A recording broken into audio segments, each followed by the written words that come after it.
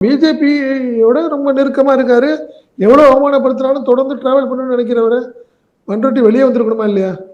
இவ்வளவு வீராதிபதி ஆலோசகர்லாம் இல்லைங்க, நான் சொல்றது நீங்க எதுவும் கேட்கல, பிஜேபி பின்னாடி போறதா இருந்தா என்கிட்ட வராதீங்க, எனக்கு அதுல ஒதுக்கிறேன்னு சொல்லி தானே வேலை முடிஞ்சுச்சு.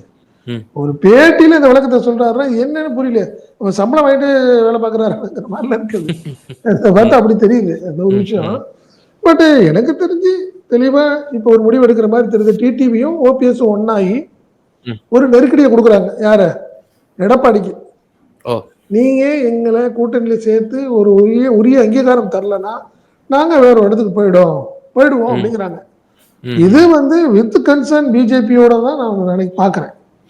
நீங்க டிடிவியா இருக்கட்டும் ஓபிஎஸ் தனியா முடிவு எடுப்பார்கள்ங்கிறத நான் நம்பல, தயாராகவும் இல்லை.